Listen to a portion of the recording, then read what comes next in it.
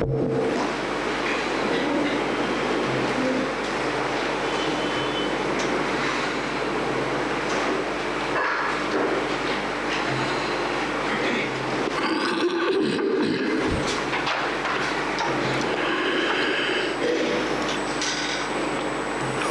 शांति।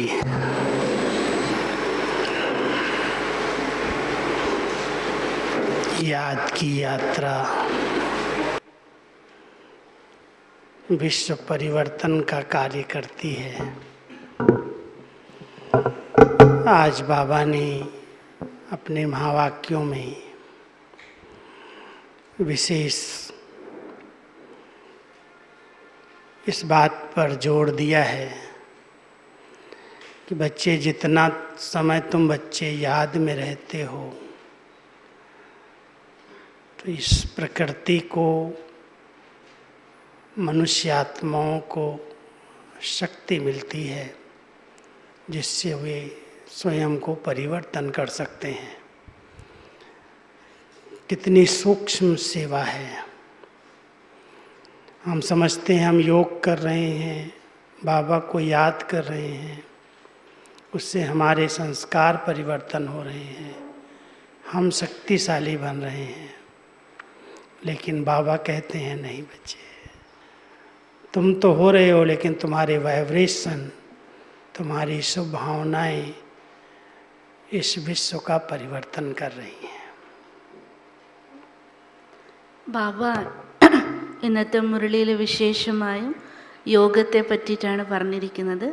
അപ്പോൾ യോഗത്തിൻ്റെ ഫലത്തിലൂടെയാണ് വിശ്വപരിവർത്തനം നടക്കേണ്ടത്.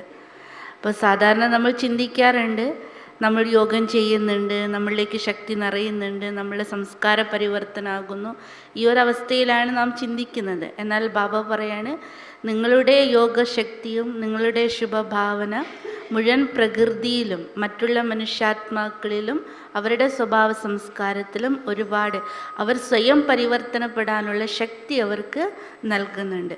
അതുകൊണ്ടാണ് ബാബ പറഞ്ഞത്, നിങ്ങൾ യോഗം ചെയ്യുന്നുവെങ്കിൽ അത് യോഗദാനമായിട്ട് മാറുന്നു. कल ब्राह्मणों की विशेषताएं, ब्राह्मणों के कर्तव्य, इस बात पर चर्चा की। आज विषय मिला है फरिश्ता स्थिति, क्योंकि ब्राह्मण ही फरिश्ता बनते हैं। ഇന്നലെ നമ്മൾ കേട്ടത് ബാബയുടെ മുരളിയാവട്ടെ, ക്ലാസ്സുകളാകട്ടെ, ബ്രാഹ്മണരുടെ വിശേഷതയും ബ്രാഹ്മണരുടെ കർത്തവ്യത്തെക്കുറിച്ചായിരുന്നു. ഇന്ന് നമ്മൾ കേൾക്കാൻ പോകുന്ന ടോപ്പിക് ഇതാണ്, ഫരിഷ്ത. കാരണം ബ്രാഹ്മണൻ തന്നെയാണ് ഫരിഷ്തയായി മാറേണ്ടതും. बाबा ने आज विशेष वरदान में वरदानी मूर्त कैसे बने उसके ऊपर कहा कि जब आप बच्चे पुरुषार्थी नहीं, समान और संपन्न बन जाओगे तो वरदानी बन जाओगे. ഇന്ന് ബാബ നമ്മൾ കുട്ടികൾക്ക് നൽകിയ വരദാനം ഓർമ്മയുണ്ടല്ലോ, വരദാനമൂർത്തിയായി ഭവിക്കും. പക്ഷെ വരദാനിമൂർത്തിയാകണമെങ്കിൽ ബാബന് കേവലം പുരുഷാർത്ഥികളായാൽ മാത്രം പറ്റില്ല. നമ്മൾ ബാബയ്ക്ക് സമാനം സമ്പന്നരായാൽ മാത്രമേ വരദാനിയാകാനും വരദാനമൂർത്തിയാകാനും സാധിക്കൂ. दो प्रकार की फरिश्ता स्थिति है. एक है साकार कर्म क्षेत्र पर पार्ट बजाते हुए इस शरीर के भान से न्यारे रहना, अपनी आत्म अभिमानी अशरीरी स्थिति में रहना, जिसमें जरा भी देहभान अभिमान न रहे. ഫരിഷ്താ സ്വരൂപം രണ്ട് പ്രകാരത്തിലുണ്ട്. ഒന്ന്, നമ്മൾ ദേഹത്തിൽ ഇരുന്നു കൊണ്ട് സഞ്ചരിച്ചുകൊണ്ട് നമ്മളുടെ കർമ്മങ്ങൾ ചെയ്തുകൊണ്ട് ടോട്ടലി ദേഹം എന്ന ബോധത്തിൽ നിന്നും ദേഹത്തിൻ്റെ അഭിമാനത്തിൽ നിന്നും വേറിട്ട് ഞാൻ ആത്മാവാണ് എന്ന ആ ഒരു സ്മൃതിയിൽ സ്ഥിതി ചെയ്തുകൊണ്ട് കാര്യങ്ങൾ ചെയ്യുക, ഫരിഷ്താ സ്ഥിതിയുടെ അനുഭൂതി ചെയ്യുക. और दूसरी फरिश्ता स्थिति, जब आत्मा संपूर्ण पावन बन करके इस प्रकृति के पांचों तत्वों की आकर्षण से परे अपने लाइट के शरीर में चली जाती है. जैसे ब्रह्मा बाबा രണ്ടാമത്തെ പ്രകാരം നമ്മളെല്ലാവരുടെയും ബ്രാഹ്മണരുടെ സമ്പൂർണ്ണ സ്ഥിതി, അതായത് ടോട്ടലി ആത്മ ഈ ശരീരത്തിൽ നിന്നും വേറിട്ട് പ്രകാശത്തിൻ്റെ ശരീരത്തിൽ ഏതാണോ നമ്മുടെ പരിഷ്ഠ ഡ്രസ്സ് ആ ശരീരം ധരിച്ച് ബ്രഹ്മാ ബാബയെ പോലെ തിരിച്ച് വദനത്തിലേക്ക് എത്തുന്ന അവസ്ഥ. ब्रह्मा बाबा ने साकार में फरिश्ता स्थिति को प्राप्त करने की बहुत अच्छी लगन से मेहनत की. आप लोगों ने एक बात सुनी होगी, नयों को नहीं मालूम होगा. 68 में बाबा ने एक संदेशी को बुलाया जो ट्रांस में जाती थी. उसको कहा कि बच्ची, आपको ऊपर वाला बाबा फरिश्ता मिलता है, देखती हो? तो उसने कहा हाँ बाबा. तो कहा कि उसको और इसको दोनों को देखो, दोनों में अभी तक कितना अंतर है, देख करके मुझे बताओ. ബ്രഹ്മബാബ ഏതുപോലെ ഫരിഷ്തയായി മാറി. അപ്പോൾ ബ്രഹ്മബാബ ആ ഒരു സ്ഥിതിയെ നേടിയെടുക്കാൻ വേണ്ടി വളരെയധികം സ്നേഹത്തോടു കൂടി തന്നെ അതിനു വേണ്ടിയിട്ടുള്ള പ്രയത്നം പുരുഷാർത്ഥം ചെയ്തിരുന്നു. നമ്മൾ കേട്ട ചരിത്രത്തിൽ ഒരു ഭാഗം അതാണ്. അതായത് ബ്രഹ്മബാബ എപ്പോഴാണ് തൻ്റെ സ്ഥിതിയെ പ്രാപിക്കേണ്ട ആ ഒരു അവസ്ഥയിലേക്ക് കടക്കുന്നത്, അപ്പോൾ ബാബ ഒരു സന്ദേശിയെ വിളിക്കുകയും ആ സന്ദേശി ട്രാൻസിൽ ബാബയിൽ നിന്ന് സന്ദേശം കൊണ്ടുവരുന്ന ഒരു സഹോദരിയായിരുന്നു. അവരോട് പറഞ്ഞു, ട്രാൻസിൽ പോകുമ്പോൾ വദനത്തിൽ പോകുമ്പോൾ അവിടെ ബാബയെ കാണാറുണ്ടോ, സമ്പന്ന ബാബയെ കാണാറുണ്ടോ എന്ന്. അപ്പോൾ ആ സന്ദേശി പറഞ്ഞു ഹാ ബാബ കാണാറുണ്ട്. അങ്ങനെയാണെങ്കിൽ ആ സമ്പന്ന സ്വരൂപധാരിയായിരിക്കുന്ന ബ്രഹ്മാവിനും സാകാരത്തിലുള്ള പ്രജാപിത ബ്രഹ്മാവിനും തമ്മിൽ എന്താണ് വ്യത്യാസം, അന്തരം എന്താണ്, എത്രത്തോളം അന്തരം ഉണ്ട് എന്നുള്ളത് ഒന്ന് പറയാൻ വേണ്ടി പറഞ്ഞു. तो जो बाबा का संपूर्ण स्वरूप फरिश्ते का संदेशी ने देखा, वो बहुत चमकीला था, बहुत स्वच्छ, बहुत सुंदर लग रहा था. और साकार में बाबा को देखा तो कहा उसमें थोड़ी परसेंटेज उस चमक में कम है. അപ്പോൾ ആ ഒരു അന്തരത്തെക്കുറിച്ച് ആ സന്ദേശി ബാബയോട് പറഞ്ഞു, ബാബ വദനത്തിലുള്ള സമ്പന്ന സ്വരൂപധാരിയായിരിക്കുന്ന ആ ഒരു സ്വരൂപത്തിൽ ഫരിഷ്താ രൂപത്തിൽ വളരെയധികം തിളക്കം കൂടുതലും അതുപോലെ തന്നെ സൗന്ദര്യം ഉണ്ടായിരുന്നു, വളരെ സുന്ദര സ്വരൂപമായിരുന്നു. എന്നാൽ സാകാരത്തിലുള്ള ബ്രഹ്മബാബയിൽ ആ ഒരു തിളക്കത്തിന് കുറച്ചൊരു മങ്ങലുണ്ട്, കുറച്ച് ശതമാനത്തിൻ്റെ കുറവുണ്ട് എന്ന് പറഞ്ഞു. वैसे बाबा साकार में फरिश्ता ही दिखाई देते थे. कहीं पर भी कोई किसी में लगाव नहीं, कोई भी बंधन नहीं, बहुत हल्के रहते थे.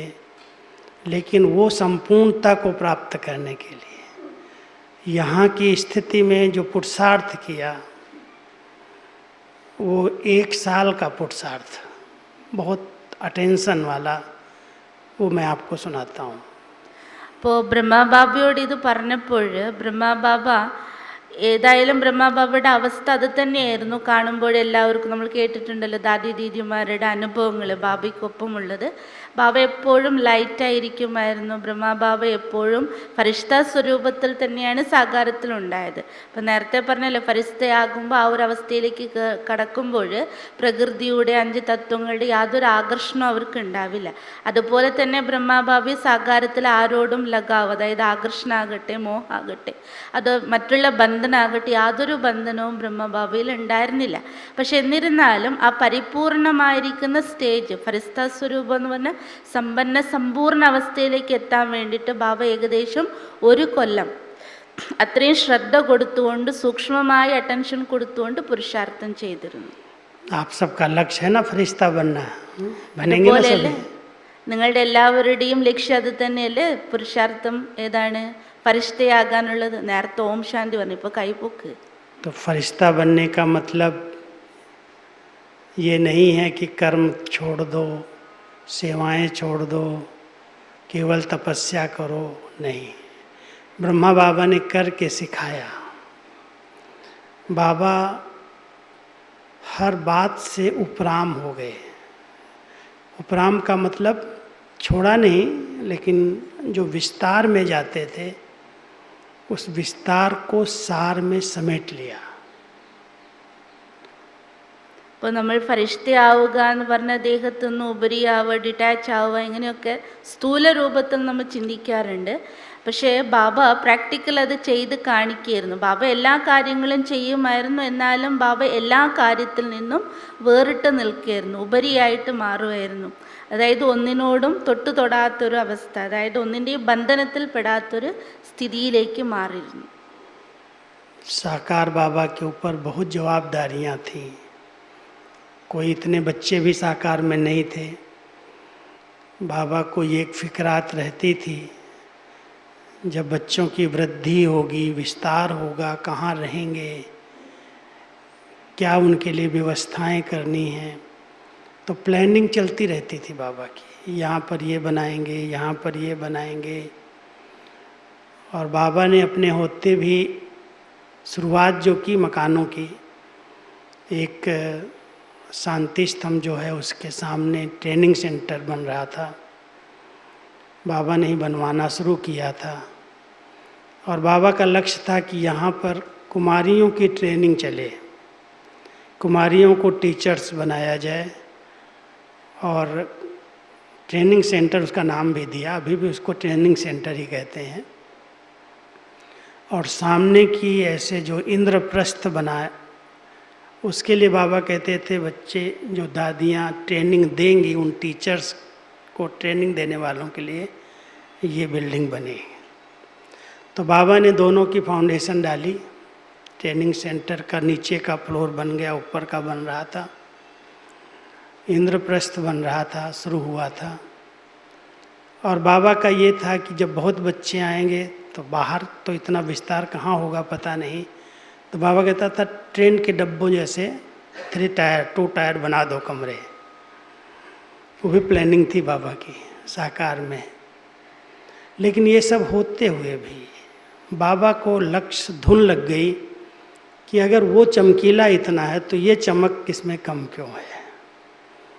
उसके लिए बाबा ने पहला एक अभ्यास किया, बहुत अच्छी एकाग्रता का।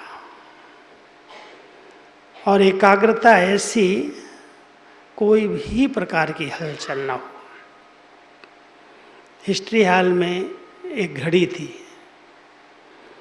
और उस घड़ी में एक चिड़िया आवाज़ देती, घंटा बजाती थी। जब भी टाइम होता तब बाहर आती थी, चूं चूं चूं घंटा बजाती थी। और बाबा जब योग कराने बैठते थे, अगर वो बीच में डिस्टर्ब करती तो बाबा बहुत प्यार से कहते, बच्ची इस बच्ची को यहाँ से बाहर ले जाओ, इसकी आवाज़ नहीं चाहिए। अब फरिश्ता बनने के लिए बाबा ने अपने आप को आवाज़ से परे जाने का अभ्यास किया। आवाज़ जो बोलचाल का रस है, देखने सुनने घूमने खाने का रस है, जहाँ कर्म इंद्रियों का रस खींच रहा है वहाँ फरिश्ता स्थिति नहीं रह सकती। सबसे पहले हमें इन कर्म इंद्रियों के रसों को चेक करना है, देखने का, बोलने का, खाने का, सुनने का, घूमने का, किसी भी प्रकार का इंद्रिय रस मुझ आत्मा को आकर्षित तो नहीं करता है। बाबा ने उन रसों का त्याग कर दिया। मैं सुनाऊंगा क्या क्या त्याग किया बाबा ने 1 साल के पुरुषार्थ में। അതായത് ബാബ ആ ഒരു സമ്പന്ന സമ്പൂർണ്ണ സ്ഥിതി പ്രാപിക്കാൻ വേണ്ടി 1 വർഷത്തെ പുരുഷാർത്ഥം എങ്ങനെയാണ് ചെയ്തത് എന്നാണ് ബായിജി പറയുന്നത്. അപ്പോൾ അവസാനം ബാബ ടോട്ടൽ വിസ്താരത്തിൽ നിന്ന് സാരത്തിലേക്ക് മടങ്ങുകയായിരുന്നു. അതാണ് യഥാർത്ഥത്തിൽ ഫരിസ്തയാകാനുള്ള സ്റ്റേജിലേക്കുള്ള ഫസ്റ്റ് ചുവട്. അപ്പോൾ അതിൻ്റെ പ്രാക്ടീസ് തുടങ്ങുമ്പോൾ തന്നെ ബായിജി പറയണ ആ ഒരു സമയത്ത് 68-67 ആ ഒരു സമയത്ത് ഒരുപാട് ഉത്തരവാദിത്വങ്ങൾ ബാബയ്ക്ക് ഉണ്ടായിരുന്നു. ഇത്രയധികം വിസ്താരം ബ്രാഹ്മണരിൽ ഉണ്ടായിട്ടില്ലെങ്കിലും മുന്നോട്ട് അഭിവൃദ്ധി പ്രാപിക്കുമ്പോൾ കുട്ടികൾ എവിടെ താമസിക്കും, അവർക്ക് വേണ്ടി എന്ത് ചെയ്യണം, ഇങ്ങനെയുള്ള ചിന്തകൾ ഉണ്ടായിരുന്നു. പ്ലാനിങ്ങും പദ്ധതികളും ബുദ്ധിയിൽ നടക്കുമായിരുന്നു. അപ്പം അങ്ങനെയാണ് ആ ഒരു സമയത്ത് ട്രെയിനിങ് സെൻറ്റർ, നിങ്ങൾക്കറിയാം ശാന്തി സ്തംഭത്തിൻ്റെ നേരെ പിന്നിൽ നമുക്ക് ട്രെയിനിങ് സെൻറ്റർ കാണാം. അത് ബാബ കുമാരിമാർക്ക് ട്രെയിനിങ് കൊടുത്തുകൊണ്ട് അവരെ ടീച്ചറാക്കി മാറ്റാനുള്ള ഒരു ട്രെയിനിങ് സെൻ്ററാണ്. അതിൻ്റെ ഫൗണ്ടേഷൻ ഇട്ടിരുന്നു. അതുപോലെ ആ കുമാരിമാർക്ക് ട്രെയിനിങ് കൊടുക്കുന്ന ദാദിമാർ താമസിക്കാൻ വേണ്ടി അതിൻ്റെ തൊട്ടപ്പുറത്ത് തന്നെ ഇന്ദ്രപ്രസ്ഥ എന്നൊരു ബിൽഡിങ്ങും ഉണ്ട്. അപ്പോൾ അതിൻ്റെ ഫൗണ്ടേഷനും അവിടെ ഇട്ടിരുന്നു. അപ്പോൾ ആ ഒരു സമയത്ത് ബാബയുടെ ഉള്ളിൽ ഈ പ്ലാനുകളൊക്കെ നടക്കുമ്പോഴും ബാബ തൻ്റെ സ്ഥിതിയെക്കുറിച്ച് എപ്പോഴും ശ്രദ്ധയുണ്ടായി. ഏതാണ് സ്ഥിതി? അവിടെ കാണുന്ന ബ്രഹ്മാവിന് അത്ര തിളക്കമുണ്ടെങ്കിൽ എന്നിൽ ഏത് തിളക്കത്തിൻ്റെ കുറവാണ്, അതിനെ നികത്താനുള്ള പുരുഷാർത്ഥത്തിൽ വളരെയധികം ശ്രദ്ധ കൊടുത്തു. അപ്പോൾ ഫസ്റ്റ് സ്റ്റെപ്പ് ഏതാണ്? ടോട്ടലി ഏകാഗ്രതയിൽ പൂർണ്ണമായിട്ട് ശ്രദ്ധ കൊടുത്തു. അപ്പോൾ ഏകാഗ്രത കൊണ്ടുവരാൻ വേണ്ടി ബാബ ഹിസ്റ്ററി ഹാളിലിരുന്ന് മെഡിറ്റേഷൻ, അതായത് തൻ്റെ ചെക്കിങ് ചെയ്യാൻ വേണ്ടി ഹിസ്റ്ററി ഹാളിലിരുന്ന് മെഡിറ്റേഷൻ ചെയ്യുമായിരുന്നു. ബാബ ഓർമ്മിക്കാം. അപ്പോൾ ആ ഹിസ്റ്ററി ഹാളിൽ ഒരു പക്ഷി കൂട് കൂട്ടിയിട്ടുണ്ട്. ഈ പക്ഷി ബാബ യോഗം ചെയ്യുന്ന സമയത്ത് ഇടയ്ക്കിടയ്ക്ക് ഇങ്ങനെ അത് ശബ്ദം ഉണ്ടാക്കാൻ തുടങ്ങി. അപ്പോൾ ബാബയ്ക്കത് ഡിസ്റ്റർബൻസ് ആയി തോന്നി. അപ്പോൾ ബാബ എതിരെയുള്ള ആരാണോ ദാദിമാരുണ്ടായത് അവരോട് പറഞ്ഞു, നോക്കൂ മോളെ, ആ മോളെ കൊണ്ട് പുറത്തിട്, അത് വല്ലാണ്ട് എന്നെ ഡിസ്റ്റർബ് ചെയ്യുന്നുണ്ട്. അങ്ങനെ ബാബ ടോട്ടലി ശബ്ദത്തിൽ നിന്ന് ഉപരിയാകാൻ തുടങ്ങി. അപ്പം നമ്മൾ വിചാരിക്കും ശബ്ദത്തിൽ നിന്ന് ഉപരിയാവുക എന്ന് പറഞ്ഞ് ഇവിടെ കാണുന്ന ഒച്ചപ്പാടൊന്നും ഉപരിയാണ്. പക്ഷെ ബ്രഹ്മബാബ എല്ലാ പ്രകാരത്തിലുള്ള ഇന്ദ്രിയ രസങ്ങളിൽ നിന്നും ടോട്ടലി എന്തായിരുന്നു? ഉപരിയാകാൻ തുടങ്ങി. അത് കാണുന്നതിൻ്റെ രസാകാം, കേൾക്കുന്നതിൻ്റെ രസാകാം, കഴിക്കുന്നതിൻ്റെ രസാകാം, പല രീതിയിലുള്ള എല്ലാ ഇന്ദ്രിയങ്ങളുടെ ആസക്തിയിൽ നിന്നും രസങ്ങളിൽ നിന്നും ബാബ ടോട്ടലി എന്തായിരുന്നു? ഡിറ്റാച്ച് ആയിരുന്നു. അപ്പോൾ ഏത് പ്രകാരത്തിൽ ബാബ എന്തെല്ലാം ത്യാഗം ചെയ്തു എന്നുള്ളത് ബായിജി പറയാൻ പോവുകയാണ്. बाबा के मुरली सुनाने के पहले दादियाँ बाबा से गुड मॉर्निंग करने कमरे में जाती थी. क्लास के पहले बाबा ने कहा, बच्ची, बाबा इस समय बच्चों के लिए भोजन तैयार करते हैं, आप बच्चे आकर के क्यों डिस्टर्ब करते हो? क्या ज़रूरत है आवाज़ में आने की? गुड मॉर्निंग करने की भी आवाज़ में आने की ज़रूरत नहीं है. बाबा ने वो गुड मॉर्निंग करने के लिए जो बहनें पहले आती थी उनको भी रोक दिया, आने नहीं दिया. അതിൽ ബായിജി പറയാണ്, ബാബ എത്രമാത്രം ശബ്ദത്തിൽ നിന്ന് ഉപരിയാകാൻ ശ്രമിച്ചിരുന്നു. അതായത് ആ ഒരു സമയത്ത് ദാദിമാർ ഫസ്റ്റ് ബാബയ്ക്ക് ബ്രഹ്മബാബയുടെ മുറിയിൽ ചെന്ന് ഗുഡ് മോർണിംഗ് പറയായിരുന്നു, മുരളി ക്ലാസ് തുടങ്ങുന്നതിന് മുൻപ്. അപ്പോൾ ബാബ അവരോട് പറഞ്ഞു, കുട്ടി, ഞാനിപ്പോൾ കുട്ടികൾക്ക് വേണ്ടി ഭോജനം തയ്യാറാക്കിക്കൊണ്ടിരിക്കുകയാണ്, എന്തിനാ ഈ ശബ്ദത്തിൽ വന്ന് എന്നെ ഡിസ്റ്റർബ് ചെയ്യുന്നത്? അപ്പോൾ ഗുഡ് മോർണിംഗ്, അതായത് ആ ശബ്ദത്തിൽ നിന്ന് പോലും ബാബ എന്ത് ചെയ്യുമായിരുന്നു? ഉപരിയാകുമായിരുന്നു. फिर मुरली सुनाने के पहले बाबा गीत बजवाते थे, कोई न कोई गीत बजवाते थे. उस समय फिल्मी गीत ही, अपने गीत नहीं थे, लेकिन गीत बजता था. उसके बाद मुरली चलती थी. बाबा ने कहा, बच्चे, योग में, पढ़ाई में गीत कविताओं की क्या ज़रूरत है, ये बंद कर दो. 1 साल 68 की मुरलियों में कोई गीत नहीं है, गीत बंद करवा दिया. അങ്ങനെ മുരളിക്ക് ശേഷം മുരളി തുടങ്ങുന്നതിന് മുമ്പ് പാട്ടുണ്ടാകുമല്ലോ മുരളിയിൽ, സാകാര മുരളിയിൽ. അത് ഫിലിം സോങ് ആണ്, അന്ന് പാട്ടൊന്നും നമ്മുടെ ഉണ്ടായിരുന്നില്ല. അപ്പോൾ ആ പാട്ട് കേൾപ്പിക്കാൻ പോലും ബാബ ഇഷ്ടപ്പെടാറില്ല. ബാബ പറയായിരുന്നു, ജ്ഞാനം കേൾക്കുമ്പോൾ യോഗം ചെയ്യുമ്പോൾ ഈ പാട്ടിൻ്റെ ആവശ്യമൊന്നും ഇല്ല. അങ്ങനെ 68 മുരളിയിലൊന്നും ഗീതമില്ല.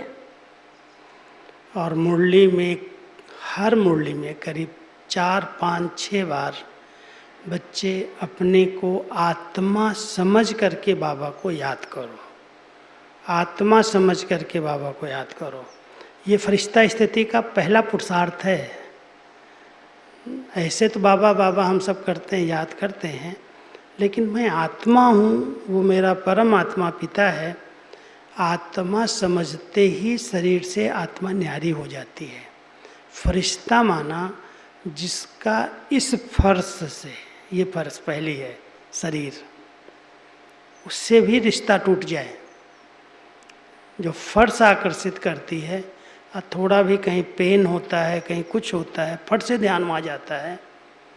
आत्मिक स्थिति का, शरीरी स्थिति का बाबा ने इतना अच्छा अभ्यास किया, जो शरीर में कुछ भी हो बाबा उपराम है, न्यारा है, हल्का है. ऐसी स्थिति बनाई जो इस फर्श से बाबा ने रिश्ता तोड़ना शुरू कर दिया, शरीर की आकर्षण से न्यारा रहना शुरू किया। ഇപ്പം മുരളിയിൽ ആ ഒരു സമയങ്ങളിൽ മുരളിയിൽ 5 or 6 പ്രാവശ്യം ബാബ എപ്പോഴും ആവർത്തിച്ചിരുന്നു, ആത്മാവാണെന്ന് മനസ്സിലാക്കി അച്ഛനായി എന്നെ ഓർമ്മിക്കൂ എന്ന്. അതായത് എപ്പോഴാണ് ആ സ്മൃതി വരുന്നത്, ഞാൻ ആത്മാവാണ് എന്നുള്ള സ്മൃതി, അപ്പോൾ ടോട്ടലി ശരീരത്തിൽ നിന്നും ആത്മാവ് ഡിറ്റാച്ച് ആകുന്ന ഫീലുണ്ട്. അപ്പോൾ ഫരിഷ്ത സ്ഥിതിയിലേക്ക് എത്താനുള്ള ആദ്യത്തെ ചുവട് തന്നെയാണത്. കാരണം ഫരിഷ്ത എന്ന് വെച്ചാൽ അർത്ഥം എന്താണ്, ദേഹമാകുന്ന ഇതിൽ നിന്നും ടോട്ടലി ആത്മ എല്ലാ ബന്ധങ്ങളിൽ നിന്നും മുക്തമായിരിക്കുക. അപ്പോൾ ആത്മ എന്ന് പറയുമ്പോൾ തന്നെ ദേഹം, ദേഹത്തോടുള്ള ബന്ധം, പിന്നീട് ദേഹത്തിൻ്റെ വേദന, അവിടെ ഇവിടെ വേദനകളൊക്കെ ഉണ്ടാവുമല്ലോ, ദേഹം നമ്മളെ ആകർഷിക്കും, വേദനയുടെ രൂപത്തിലാണെങ്കിലും അസുഖത്തിൻ്റെ രൂപത്തിലാണെങ്കിലും. അതിൽ നിന്ന് പോലും ബ്രഹ്മബാബ എന്തായിരുന്നു, ടോട്ടലി ഉപരിയായിരുന്നു. എത്ര തന്നെ എന്ത് തന്നെ ശരീരത്തിന് നോവോ വേദന എന്തൊക്കെ ഉണ്ടായാലും ബ്രഹ്മബാബ അതിൽ നിന്നൊക്കെ എന്തായിരുന്നു, ഡിറ്റാച്ച് ആയിരുന്നു. അതുകൊണ്ട് ആത്മാവാണെന്ന് മനസ്സിലാക്കി അച്ഛനായി എന്നെ ഓർമ്മിക്കുക എന്നുള്ളത് ആവർത്തിച്ചാവർത്തിച്ച് മുരളികളിൽ നമുക്ക് കേൾക്കാം. रात्रि क्लास की मुरली में शरीर छोड़ना कैसे चाहिए इस पर भी वर्णन किया। ये भी कह दिया कि ब्रह्मा भी जाएगा, बच्चे यज्ञ चलता रहेगा, यज्ञ चलता रहेगा, ब्रह्मा भी जाएगा। बच्चे समझ नहीं सकते थे कि बाबा अभी फरिश्ता बनने की तैयारी में है। कैसे शरीर छोड़ना चाहिए वो भी बता दिया। बच्चे सबसे अच्छी मौत हार्ट अटैक की ही है। बैठे बैठे ना डॉक्टर चाहिए ना कोई सेवा चाहिए, बैठे बैठे आत्मा चली जाएगी। अभी बाबा अपना अनुभव सुना रहा, प्रैक्टिस कर रहा है उसके शरीर से अलग होने की। कोई बच्चे विस्तार से पत्र लिख देते थे, बाबा उसका सार सुन लेते थे, ज़्यादा नहीं सुनते थे, ठीक है समझ गए। जो बात ज़रूरी होती थी उतना ही जवाब देना, उतना ही बोलना, बाकी सब में न्यारे हो गए। कोई बच्चे आए, पहले आते थे, कोई गोद में जाते थे, बाबा से बहुत दूर यान करते थे, बाबा उनके साथ बैडमिंटन खेलते थे और भी खेल करते थे, सब स्टॉप कर दिया। बाह्य मुक्ता, जहाँ भी बाह्य मुक्ता है उसको अंतर्मुक्ता में बदल दिया। അതായത് ബാബ ആ ഒരു സമയങ്ങളിൽ, ബാബ അവ്യക്തമാകുന്ന തൊട്ട് മുമ്പുള്ള സമയങ്ങളിലും ബാബ അത്ര തന്നെ അശരീരി സ്ഥിതിയുടെയും ഫരിഷ്താ സ്ഥിതിയുടെയും പ്രാക്ടീസ് ഉള്ളിൻ്റെ ഉള്ളിൽ ചെയ്തുകൊണ്ടേയിരുന്നു. എത്രത്തോളം ബാഹ്യത്തിൽ വരുമായിരുന്നു അത്രത്തോളം തന്നെ അതിനെ അന്തർമുഖതയിലേക്ക് ബാബ പരിവർത്തനപ്പെടുത്തി. അപ്പോൾ അന്നത്തെ രാത്രി ക്ലാസ്സിൽ പോലും ബാബ കുട്ടികൾക്ക് എടുത്ത ക്ലാസ് അതാണ്, എങ്ങനെയാണ് മരിക്കേണ്ടത് എന്നുള്ളത്, ഏതരത്തിൽ ആത്മ ശരീരം വിടണം എന്നുള്ളതും ക്ലാസ് എടുത്തു. ചിലപ്പോൾ ബ്രഹ്മാവ് തന്നെ പോയേക്കാം, എന്നാലും യജ്ഞം നടക്കും എന്ന് വരെ ബാബ പറഞ്ഞിരുന്നു. പക്ഷെ കുട്ടികൾക്ക് അത് അറിയണ്ടായില്ല, കാരണം ബാബ ഉള്ളിൻ്റെ ഉള്ളിൽ തൻ്റെ സ്ഥിതിയെ സമ്പന്ന സ്ഥിതിയിലേക്ക് പ്രാപിക്കാനുള്ള ആ ഒരു പ്രാക്ടീസിലാണെന്നുള്ളത് അറിഞ്ഞിരുന്നില്ല. അതുപോലെ കുട്ടികൾ പുതിയവർ പാർട്ടി വരുമ്പോൾ ബാബയെ കാണാൻ പോകാറുണ്ട്, റൂമിൽ മില്ലൻ ചെയ്യാറുണ്ട്, പല കാര്യങ്ങൾ ഷെയർ ചെയ്യാറുണ്ട്. അപ്പോഴും ബാബ അതിൻ്റെ സാരം മാത്രം എടുത്ത് ബാബ അവരെ ടോട്ടലി ആ ബാബയിൽ നിന്ന് അവരെ ഡിറ്റാച്ച് ആക്കുമായിരുന്നു. പത്രങ്ങൾ എഴുതാറുണ്ട് കുട്ടികൾ, അവരുടെ കാര്യങ്ങൾ വെച്ച് മൊത്തം അങ്ങ് എഴുതി വയ്ക്കാറുണ്ടായിരുന്നു. ബാബ കുട്ടിയോട് പറയും സാരം മാത്രം കേൾപ്പിക്കുക, വേറൊന്നും കേൾപ്പിക്കേണ്ട. അപ്പോൾ എല്ലാത്തിൽ നിന്നും ബാബ ബാഹ്യർമുഖതയിൽ നിന്നും അതിനെ അന്തർമുഖതയിലേക്ക് പരിവർത്തനപ്പെടുത്താനുള്ള പുരുഷാർത്ഥം ചെയ്തിരുന്നു. कोई भी समाचार, कोई भी बातें सुना रहा है, बाबा ऐसा लगता था यहाँ है ही नहीं, सुन रहा है लेकिन सुनते भी नहीं सुन रहा है। जिस बात पर बहुत कुछ उत्तर देना है, कुछ बोलना है, वही बोलना, बाकी सब बातों में इंटरेस्ट नहीं। सब बातों में जैसे इंटरेस्ट ख़त्म हो गया, कोई भी बात में इंटरेस्ट ऐसा नहीं है। हाँ फिर क्या हुआ, फिर क्या हुआ, ठीक है सुना दिया, सुन लिया। एक दिन बात में दीदी की बात सुनाती थी, जानकी दादी, कि दीदी कंट्रोलर थी मधुबन की, तो कोई भाई बहुत बहनें दो आवाज़ में भंडारे में बात कर रही थी, बहुत ज़ोर ज़ोर बोल रही थी।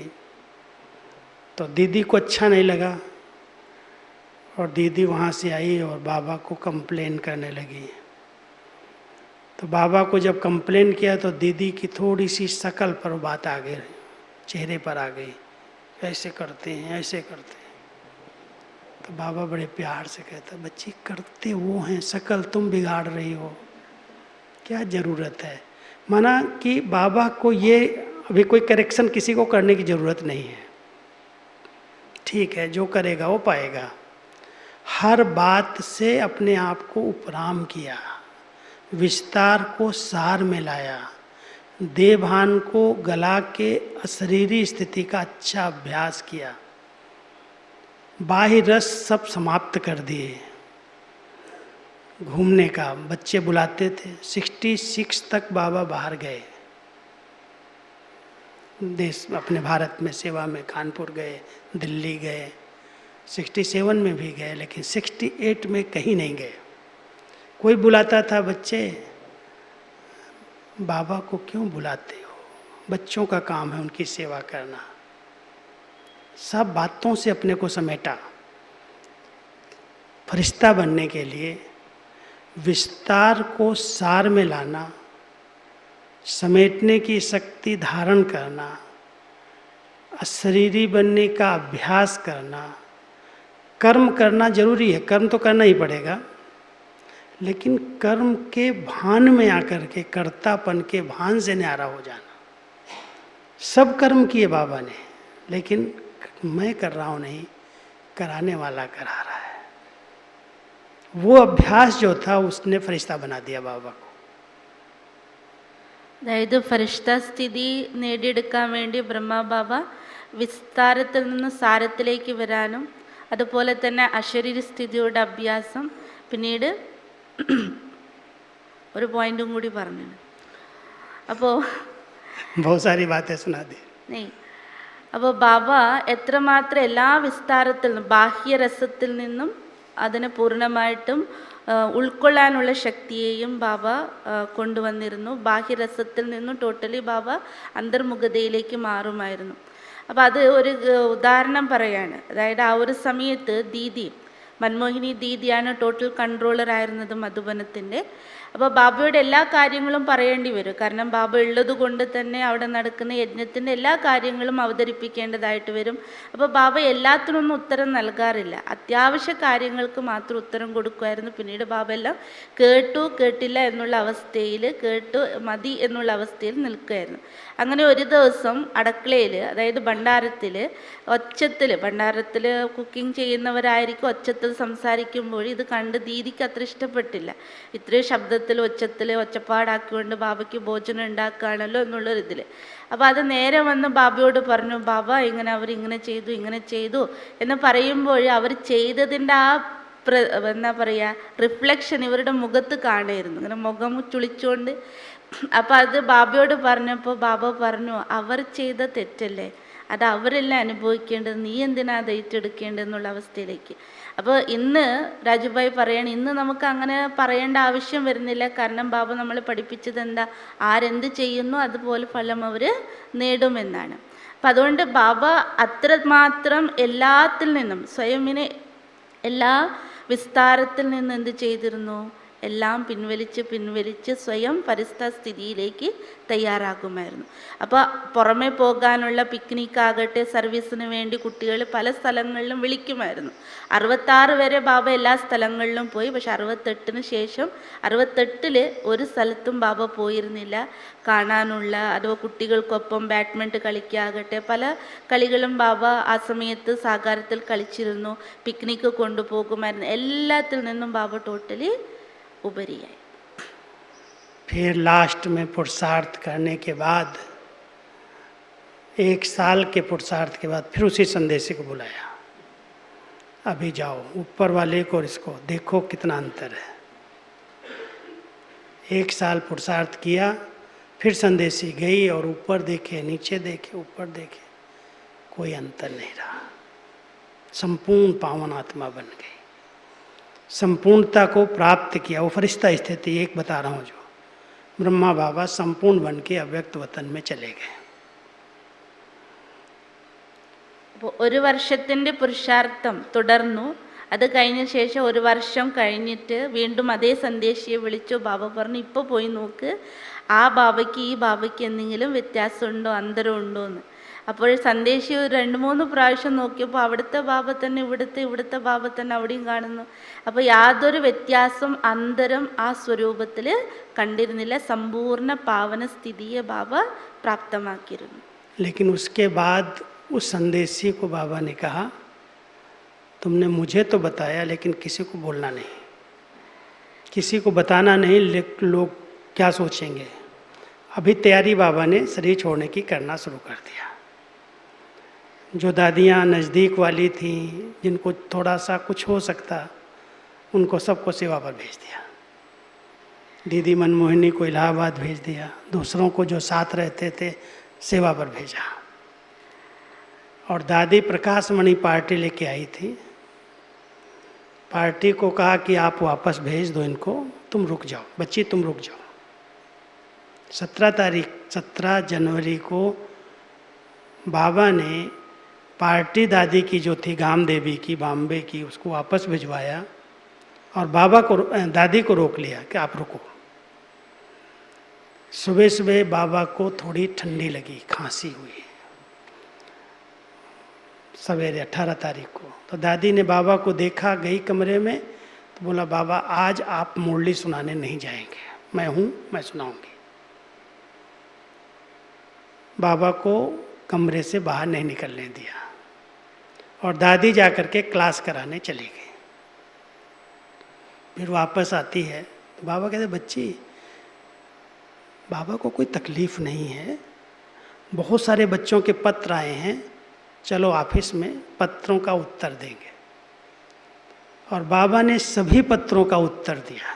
40-50 पत्र थे। यीशु दादी सुनाती गई, बाबा लिखते गए उसका उत्तर, बहुत शार्ट में।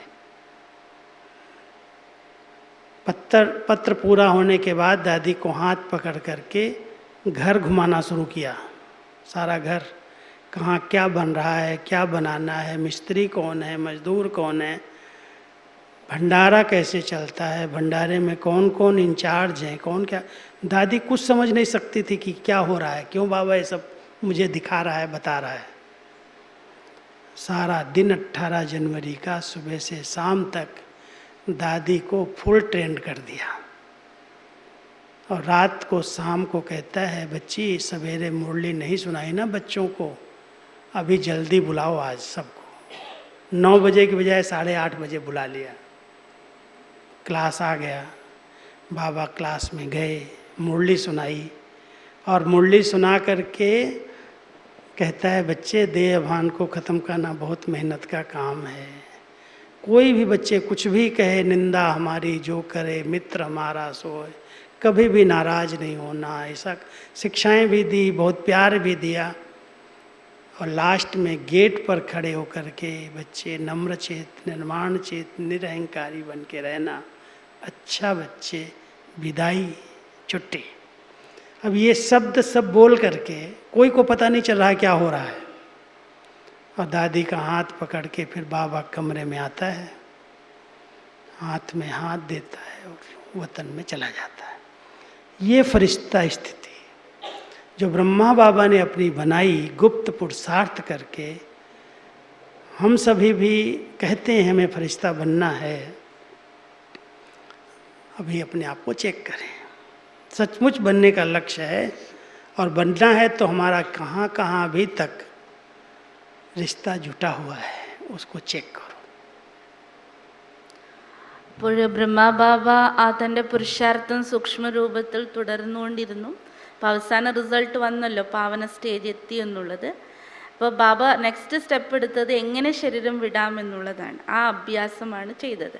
അപ്പോൾ ഈ സന്ദേശിയോട് പറഞ്ഞു, ഏതായാലും നീ എന്നോട് പറഞ്ഞു എൻ്റെ കാര്യം, ഇനി ഇതാരോടും പറയരുത്. അതായത് എൻ്റെ അവസ്ഥ ഇങ്ങനെ പരിപൂർണ സമ്പന്ന അവസ്ഥയിലേക്ക് എത്തി പാവനായി എന്നുള്ളത് പറയരുത്. കാരണം കുട്ടികൾക്കത് അറിയാനും പറ്റില്ല, എന്താ സംഭവിക്കുന്നതെന്ന് അവർക്ക് അറിയില്ല.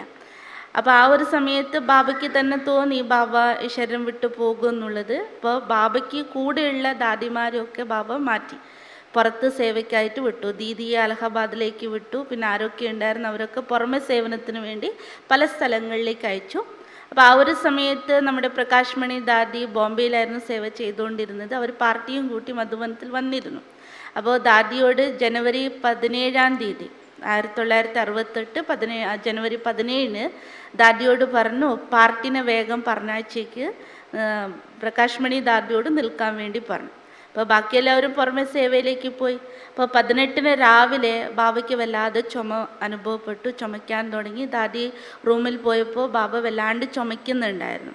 അപ്പോൾ ദാദി പറഞ്ഞു, ബാബ ഇന്ന് ബാബ ക്ലാസ് ഒന്നും എടുക്കണ്ട, ഞാൻ ഇവിടെ ഉണ്ടല്ലോ, ഞാൻ ക്ലാസ് എടുത്തോളാം.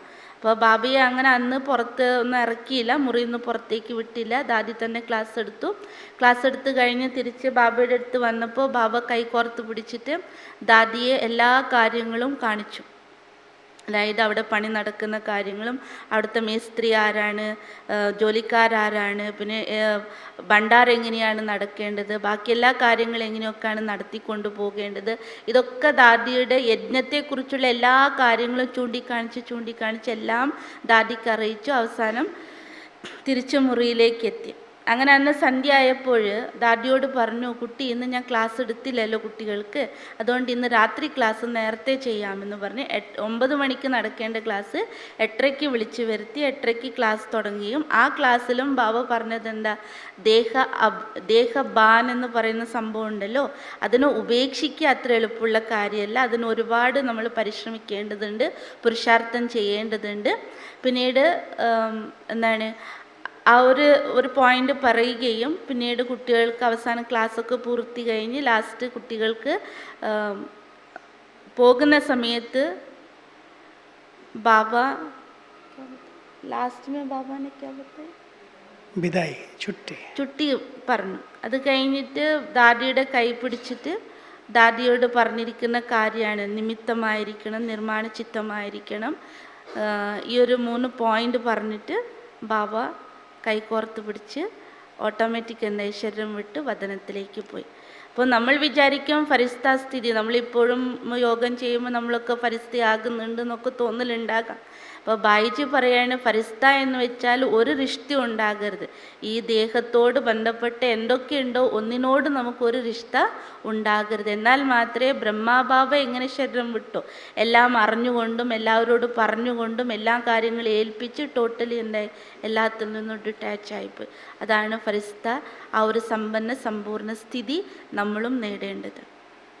അതുകൊണ്ട് നമ്മൾ ഓരോരുത്തരും ഇപ്പോൾ നമ്മളും ചെക്ക് ചെയ്ത് നോക്കുക, എനിക്ക് എവിടെയെല്ലാം റിഷ്തയുണ്ട്, എവിടെയൊക്കെ ബന്ധമുണ്ട്, ബന്ധനങ്ങളുണ്ട്.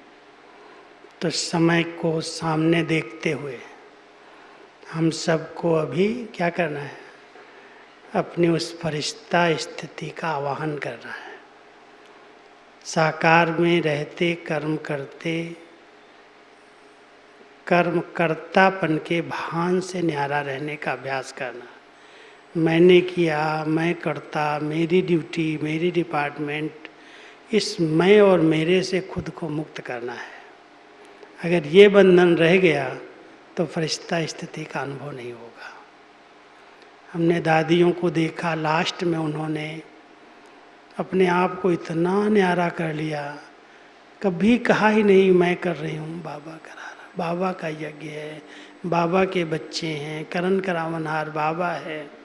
दादी जानकी जी लास्ट में 2 बातें शायद सुनी हो, मैंने सुनाई हैं. एक दिन मेरे को बुलाया, कहती है राजू तुम मेरा विल लिखो. मैंने कहा विल क्या करेंगी, क्या है आपके पास, क्या विल करना चाहेंगी.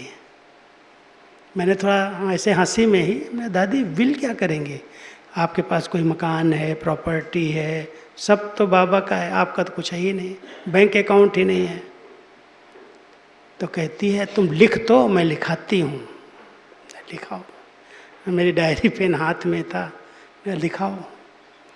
कहती है जब मैं शरीर छोड़ूं तो मेरे शरीर पर, मेरी अर्थी पर कोई फूल नहीं चढ़ने चाहिए. मैं हंसने लगा. हमने कहा दादी आप संस्था की अभी हेड हैं, आप शरीर छोड़ेंगी और फूल कोई नहीं चढ़ाएगा, ऐसा कैसे होगा, ये तो कोई सिस्टम नहीं है. फिर भी तुम लिख लिख लिख. मेरे शरीर छोड़ने पर कोई भी देश विदेश से आएगा नहीं, लिखो. मैंने कहा दादी क्या लिखा रही हैं आप, ये कोई विल है. कहती लिखो ना, तो मैं कह रही हूँ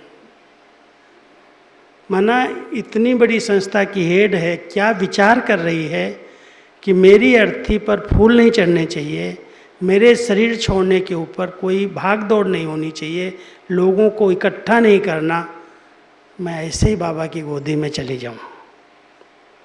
मैं तो लिया, लिख के रखा, मेरे पास है, मैंने भेजा भी।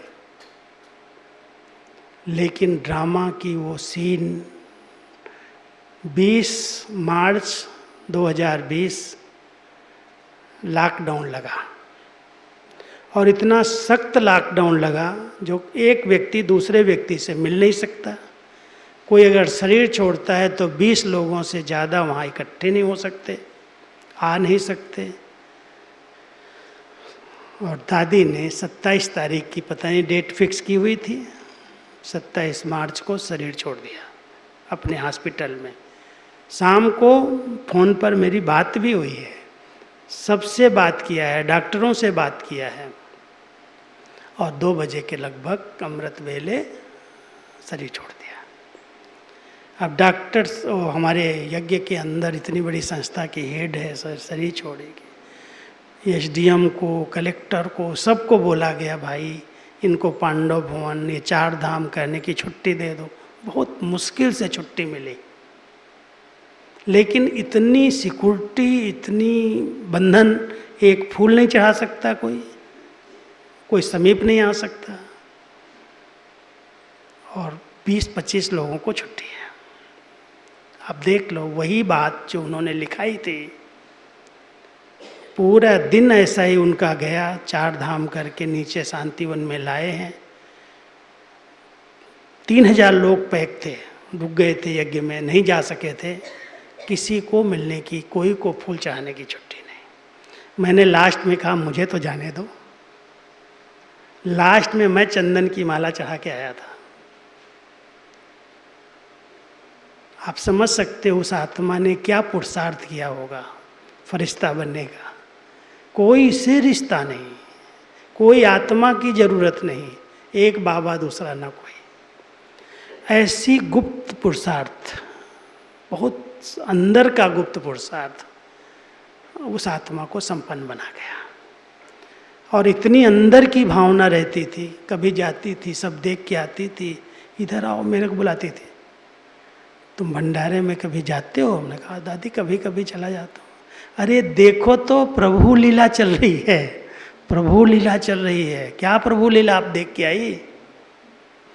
अरे इतने हजारों का भोजन बन रहा है, कितने लोग आ रहे हैं, खा रहे हैं, कौन करा रहा है सब? ये तो भगवान का खेल चल रहा है। मैं क्या करती, मैं कुछ नहीं करती। ऐसी स्थिति को फरिश्ता स्थिति कहते हैं। जरा भी कहीं मैंपन का भान नहीं, मैं कर रही हूँ, मेरा यज्ञ है, मैं जवाबदार हूँ, कराने वाला करा रहा है। और इतनी निश्चिंत स्थिति, कर्म बंधन मुक्त स्थिति को फरिश्ता कहते हैं। ഇപ്പോൾ ഫരിസ്ത സ്ഥിതി എന്ന് ബൈജു പറയുന്ന സമയത്തിൻ്റെ സമീപത കാണുമ്പോൾ നാം എല്ലാവരും കൂടി ആ ഒരു സ്ഥിതിയിലേക്ക് എത്തിച്ചേരാനുള്ള പുരുഷാർത്ഥം നമ്മൾ ചെയ്യണം. അതായത് ഞാൻ എന്നുള്ളത്, ഞാൻ ചെയ്യുന്നു, ഞാൻ ചെയ്യണം, ഞാൻ ചെയ്തു എന്നുള്ള ആ ബോധത്തിൽ നിന്ന് പോലും നമ്മൾ ഉപരിയാകണം. അതായത് കർത്താപ്പന്നെ ചെയ്യുന്നവൻ ആണ് ഞാൻ എന്നതിൻ്റെ എന്ന അഭിമാനത്തിൽ നിന്ന് പോലും നമ്മൾ ഉപരിയാകണം. അതായിരുന്നു ബ്രഹ്മബാബ ചെയ്തതും അത് കഴിഞ്ഞ് ദാദിമാരിലും കണ്ടിരുന്നത് അതേ പ്രാക്ടിക്കൽ സ്വരൂപം തന്നെ. അതിപ്പോൾ പ്രകാശ് മണി ദാദി ആണെങ്കിലും അന്തിമ നിമിഷം വരെ പറഞ്ഞത്, ഇന്നലെ പറഞ്ഞിരുന്നല്ലോ അതിൻ്റെ അനുഭവം പറഞ്ഞിരുന്നു, ഞാനല്ല ചെയ്യുന്നത്, ചെയ്യിപ്പിക്കുന്നതെല്ലാം മുഴുവൻ ബാബയാണ്. അതുപോലെ തന്നെ ജാനകി ദാദിയുടെ ഉദാഹരണം പറയാണ്. ജാനകി ദാദിയും വയ്യാതെ ഹോസ്പിറ്റലൈസ്ഡ് ആയിരുന്ന സമയത്ത് ഡോക്ടേഴ്സിനോട് എല്ലാവരും ഇവർ വൈകിട്ട് സംസാരിച്ചതായിരുന്നു, ദാദിയോട് സംസാരിച്ചതായിരുന്നു. പക്ഷേ ദാദി ഒരു ദിവസം വിളിച്ചിരുത്തി രാജുഭായിയോട് പറഞ്ഞു, രാജു ഇങ്ങോട്ട് വാ, ആദ്യം എൻ്റെ വിൽപ്പത്രം ഒന്ന് എഴുതുമെന്ന്. അപ്പോൾ ബായിക്ക് ഷോക്കായി, എന്ത് വിൽപ്പത്രം എഴുതാണ്, മൊത്തം ബിൽഡിങ് ബാബയുടേതാണ്, ദാദിയുടേത്, എന്ത് വിൽപ്പത്രം എഴുതാണെന്നുള്ള ചോദ്യം അങ്ങോട്ട് ചോദിച്ചു. അപ്പോൾ ദാദി പറഞ്ഞു, ഇല്ല എഴുത്, എൻ്റെ വിൽപ്പത്രം എഴുതണോ. അപ്പോൾ ശരി എഴുതാമെന്ന് പറഞ്ഞു. ഡയറി കയ്യിലുണ്ടായിരുന്നു, എഴുതാൻ തുടങ്ങി. ദാദി പറഞ്ഞു ഞാൻ എഴുതാൻ. അപ്പോൾ ഫസ്റ്റ് ദാദി പറഞ്ഞു, അഥവാ ഞാൻ ശരീരം ഉപേക്ഷിച്ചാൽ എൻ്റെ ശരീരത്തിൽ ഒരാളും പുഷ്പം അർപ്പിക്കരുത്. അതായത് പൂക്കൾ അർപ്പിക്കരുത്. രണ്ടാമത്തത് പറഞ്ഞത് എൻ്റെ ശവടക്കത്തിൻ്റെ സമയത്ത് ജനക്കൂട്ടങ്ങളും തിക്കും തിരക്കൊന്നും ഉണ്ടാകരുത്. അപ്പോൾ ബൈജു പറഞ്ഞു ഇത്രയും വലിയ പ്രസ്ഥാനത്തിൻ്റെ ചീഫ് അഡ്മിനിസ്ട്രേറ്റർ ആകുമ്പോൾ ഇതൊന്നും ചെയ്യാതിരിക്കുക അതൊരിക്കലും അസംഭവമായിരിക്കുന്ന കാര്യമാണ്. എന്നിട്ടും ദാദി എന്ത് ഇതൊക്കെ പറയുന്നത്, ഒരു കാശും ഒന്നും ചെലവാക്കരുതെന്നും ആ ഒരു സമയത്ത്. അപ്പോൾ അത് കഴിഞ്ഞ് 20-ാം തീയതി 2020 ലോക്ക്ഡൗൺ പ്രഖ്യാപിച്ചു. 27-ാം തീയതി അമൃത് വേള 2 മണിക്ക് ദാദി ശരീരം വിടുകയും ചെയ്തു. അപ്പോൾ ആ ഒരു സമയത്ത് ഇത്രയും വലിയ പ്രസ്ഥാനത്തിൻ്റെ ഒരു വ്യക്തി ശരീരം വിടുമ്പോൾ എല്ലാ കളക്ടർമാരെയും അവിടെയുള്ള MLA മന്ത്രിമാർ ആരൊക്കെയുണ്ട് എല്ലാവരോടും ഇവരെ അറിയിച്ചു, ഞങ്ങൾക്ക് ഇങ്ങനെ ഒരു സംഭവമുണ്ട്, ചാർധാം യാത്ര ചെയ്യണം, പാണ്ഡവ് ഭവൻ ഇങ്ങനെ യാത്ര ചെയ്ത് കൊണ്ടുവരണമെന്ന് പറഞ്ഞു. പെർമിഷൻ കിട്ടിയോന്ന് ചോദിച്ചാൽ വളരെ പ്രയാസപ്പെട്ട് അതിനുള്ള പെർമിഷൻ കിട്ടിയെങ്കിലും എല്ലാവർക്കും എത്തിപ്പെടാനുള്ള പെർമിഷൻ. അതിലൊരു പോയിന്റ് ദാദി വിൽപ്പത്രം എഴുതിയത് ദേശവിദേശങ്ങളിൽ നിന്ന് പോലും ബ്രാഹ്മണരാരും വന്നുകൂടാന്നുള്ളത്. അപ്പോൾ ഇവർക്ക് അതിശയായി, ദാദി പോയാൽ പിന്നെ വരാതിരിക്കും എല്ലാവരും. അപ്പോൾ അന്ന് എന്താ സംഭവിച്ചത്, ആകെ 20 പേർക്ക് മാത്രമേ ദാദിയുടെ ഈ ചടങ്ങ് കാര്യം ചെയ്യാനുള്ള പെർമിഷൻ അവർ കൊടുത്തിട്ടുള്ളൂ. എന്നാലും ശാന്തിവനത്തിൽ ഏകദേശം 3000-ഓളം പേര് അകത്ത് കടന്നുകൂടി. പക്ഷെ ആർക്കും അതിൻ്റെ അടുത്തേക്ക് വരാനുള്ള പെർമിഷൻ അവർ കൊടുത്തില്ല. അത്രയും സെക്യൂരിറ്റി ഉണ്ടായിരുന്നു. ലാസ്റ്റ് ഒരു ചന്ദനമാല അർപ്പിക്കാനുള്ള ഒരു അവസരം രാജുഭായിക്കാണ്. രാജുഭായി റിക്വസ്റ്റ് ചെയ്തു ഞാനെങ്കിലും ഒന്ന് പോയിട്ടൊരു ചന്ദനമാല ഇടട്ടെ. അങ്ങനെ അവർക്ക് ഒരാൾക്ക് മാത്രം വന്ന് കൊടുത്തു. ബാക്കി എല്ലാവരും അവിടുത്തെ മുറികളിൽ അടച്ചിട്ടൊക്കെയായിരുന്നു. ആരെയും പുറത്ത് കടക്കാൻ പോലും സമ്മതിച്ചിരുന്നില്ല ഗവൺമെൻറ് സർക്കാർ ആ സമയത്ത്. അപ്പോൾ ആ ആത്മാവ് എത്രമാത്രം തൻ്റെ സ്ഥിതിയെ സമ്പന്ന സ്ഥിതിയിലേക്ക് എത്തിക്കാൻ വേണ്ടി സൂക്ഷ്മമായിട്ട് എത്രമാത്രം പുരുഷാർത്ഥം ചെയ്തിട്ടുണ്ടാകും. അതുകൊണ്ടാണല്ലോ മുൻകൂട്ടി എല്ലാ കാര്യങ്ങളും അവർ പറഞ്ഞ് അവർ അത്തരത്തിൽ പോയത്. അത്രയും എളുപ്പത്തിൽ, അതായത് ആരുമില്ലാതെ ഡയറക്റ്റ് ബാബയുടെ മടിയിലേക്ക് ഞാൻ പോയിക്കോളാം എന്ന് പറഞ്ഞാണ് ചെയ്തത്. അപ്പോൾ ദാദിയും കൂടി എന്തായിരുന്നു അതേപോലെ ഡയറക്റ്റ് ബാബയുടെ മടിത്തട്ടിലേക്ക് പോയി. അതുപോലെ തന്നെ നമ്മളും പ്രാക്ടീസ് ചെയ്യണം. ബാബയല്ലാതെ മറ്റാരുമല്ല. അതായത് ദാദിമാർക്കൊക്കെ ഇത്രയും ഉത്തരവാദിത്വം ഉണ്ടെങ്കിലും ഒരു ദിവസം പോലും അവരാരും പറഞ്ഞിട്ടില്ല ഇത് എൻ്റെ യജ്ഞമാണ്, എൻ്റെ ഉത്തരവാദിത്തമാണ്, അതാണ് ഇതാണ്. ഒരിക്കലും ഭാരം തലയിൽ കയറ്റിയില്ല. അവർ വളരെ നിശ്ചിന്തരായിരുന്നു. അവർ മുഴുവൻ ഉത്തരവാദിത്തം ആരെ ഏൽപ്പിച്ചിരുന്നു, ചെയ്യിപ്പിക്കുന്നവൻ ബാബയാണ്, ചെയ്യുന്നത് ഞാനാണെന്ന് പോലുള്ള ബോധമല്ല, ആ ഒരു ഭാനത്തിൽ നിന്ന് അവരെന്തായിരുന്നു ടോട്ടലി ഉപരിയായിരുന്നു. അപ്പം അതാണ് ഫരിഷ്ഠയാകാനുള്ള പുരുഷാർത്ഥം നമ്മളും ചെയ്യേണ്ടത്. तो सभी को ऐसा फरिश्ता बनना है ना। फरिश्ता बनने के लिए अपने सब रिश्तों को चेक करना। 2 प्रकार के रिश्ते हैं। एक है किसी आत्मा की आकर्षण में रहना। कोई को कोई संबंध अच्छा लगता है, संबंधों की आकर्षण है, स्नेह की आकर्षण है, कोई के रूप की आकर्षण है, बहुत सारी आकर्षण है। अगर कोई भी आकर्षण में आत्मा आकर्षित हो रही है, माना वो बंधी हुई है। यहाँ बैठो योग में, फट से बुद्धि वहीं चली जाएगी। फरिश्ता बनने वाली आत्मा उसको काटेगी, मुझे कहीं नहीं देखना है, कोई आकर्षण नहीं। तो पहले आकर्षण मुक्त, लगाव मुक्त ഫരിഷ്ത സ്ഥിതി की निशानी है. അപ്പോൾ ഫസ്റ്റ് നമ്മൾ 2 പ്രകാരത്തിലുള്ള റിഷ്ത ബന്ധങ്ങളെക്കുറിച്ച് നമ്മൾ ചെക്ക് ചെയ്യണം. നമ്മുടെ ഉള്ളിൽ ഫരിഷ്ഠയാകണമെങ്കിൽ അതിൽ ഒന്നാമത്തത് സർവ്വപ്രകാരത്തിലുള്ള ആകർഷണത്തിൽ നിന്നും ഞാൻ മുക്തനാകണം.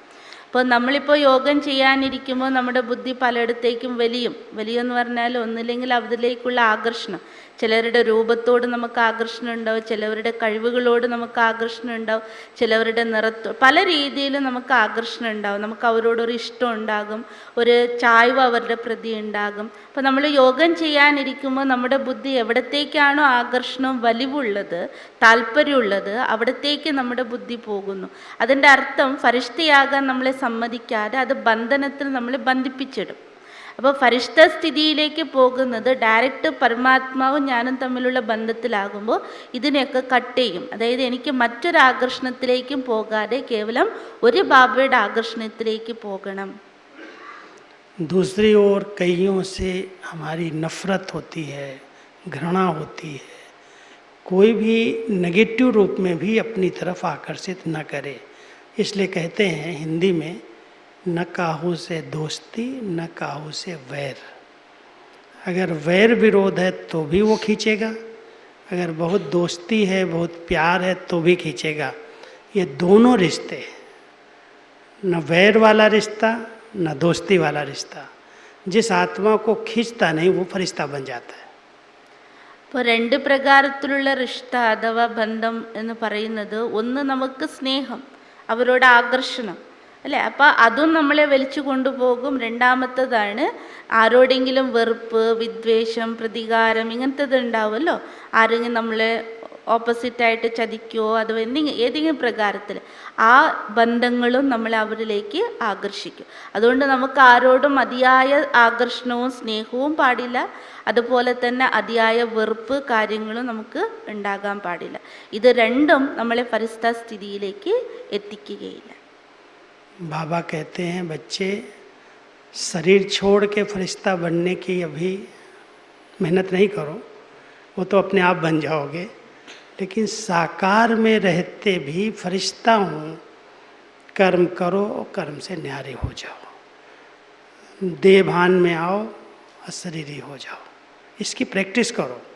मैंने शरीर लिया, मैं कर्म किया, बोला, देखा, हाथों से काम किया, न्यारे हो गए।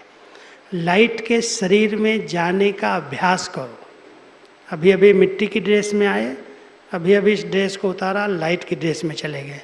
अब लाइट की ड्रेस है कौन सी, कहाँ से है, कैसे निर्माण होती है, कभी विचार किया इस पर? कैसे बनती है टीचर्स? लाइट की ड्रेस बनती कैसे है? ലൈറ്റിൻ്റെ ഡ്രസ്സ് എങ്ങനെയാണ് തയ്യാറാകുന്നത്, എവിടുന്നാണ് നമുക്കത് കിട്ടുക എന്നുള്ളത്. क्योंकि हर एक को लाइट की ड्रेस में पहनना है। बाबा के साथ सेफ्टी का वही साधन है। ബാബ നമ്മുടെ സുരക്ഷയ്ക്കുള്ള സാധനയാണ് പ്രകാശത്തിൻ്റെ ശരീരം. അപ്പം അത് എവിടുന്നാണ് തയ്യാറാവുക, എവിടുന്നാണ് നമുക്ക് കിട്ടുക? കാരണം നമുക്ക് ശരീരം വിട്ട് ഫരിസ്തയാകേണ്ട സമയമല്ല ഇപ്പോൾ. ശരീരത്തിൽ സാകാരത്തിൽ ഇരുന്നു കൊണ്ട്, കർമ്മം ചെയ്തുകൊണ്ട്, ദേഹത്തിൽ ഇരുന്നു കൊണ്ട്, ദേഹഭാനത്തുനിന്ന് ഉപരിയായിട്ട് നമുക്ക് സാകാരത്തിൽ തന്നെ ഫരിസ്തയാകാനുള്ള പ്രാക്ടീസ് ചെയ്യണം. അപ്പോൾ ഇടയ്ക്ക് നമ്മൾ ഈ ശരീരം, മണ്ണിൻ്റെ ഈ ദേഹത്തിലേക്ക് വരണം, കർമ്മം ചെയ്യണം, മറ്റുള്ളവരോട് സംസാരിക്കുക, ഇടപെടുക, ഇതൊക്കെ വേണം. എന്നാൽ ആ കർമ്മം ചെയ്തതിന് ശേഷം വീണ്ടും പ്രകാശ ശരീരത്തിലേക്ക് കടക്കാനുള്ള അഭ്യാസവും നമ്മൾ ഉണ്ടായിരിക്കണം. പക്ഷേ ഈ പ്രകാശ ശരീരം എവിടെ നിന്നാണ് കിട്ടുക, ആ ഡ്രസ്സ് എവിടെ നിന്നാണ് കിട്ടുക?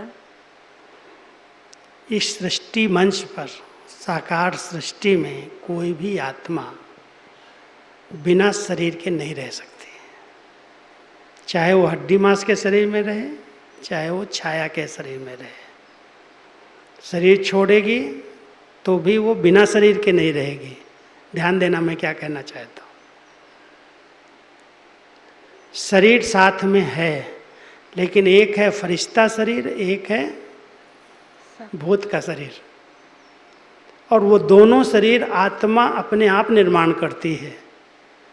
उसका आधार है शुद्ध पवित्र संकल्प जितने हैं, लाइट संकल्प जितने हैं उतना लाइट का शरीर, और जितना भारी और व्यर्थ संकल्प है, नेगेटिव संकल्प है, उतना ब्लैक शरीर, डार्क वाला।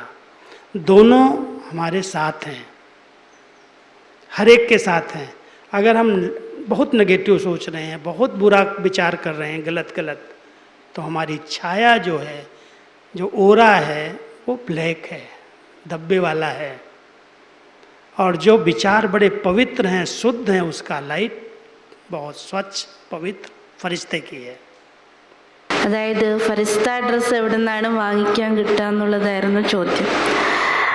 ബായിജി പറയാണ്, ഫരിഷ്ത ഡ്രസ്സാണെങ്കിലും ആ തിളങ്ങുന്ന സ്വരൂപമാണെങ്കിലും, അതോ നമ്മൾ സാധാരണ പറയാറുണ്ട് ഭൂതം എന്നൊക്കെ, ഇതൊക്കെ തയ്യാറാകുന്നത് ആത്മാവിൻ്റെ സങ്കല്പങ്ങളുടെ ആധാരത്തിലാണ്.